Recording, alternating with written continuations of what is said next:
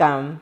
The South African Vice President, Cyril Ramaphosa, was elected on Monday President of the African National Congress, ANC. He had replaced the current South African President, Jacob Zuma.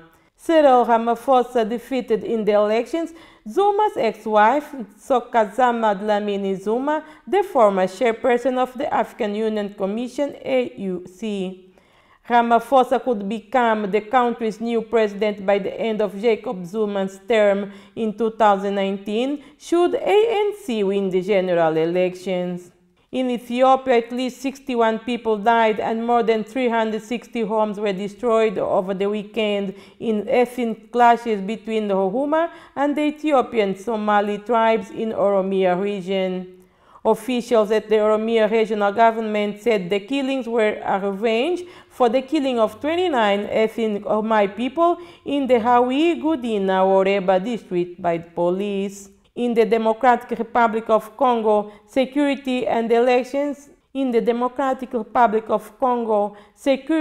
and elections were among the issues discussed during a meeting in Kinshasa on Sunday between Congolese President Joseph Kabila and UN Deputy Secretary General Jean-Pierre Lacroix. The two parties discussed what happened in Samuliki, where the UN lost 14 Tanzanian blue helmets during an attack on the base by the Ugandan armed Muslim group ADF in North Kivu on the night of 7 to 8 November. The fight against armed groups in the eastern DRC represents a collective challenge that we must face collectively, said Lacroix, quoted by the broadcasting station linked to the United Nations in DRC.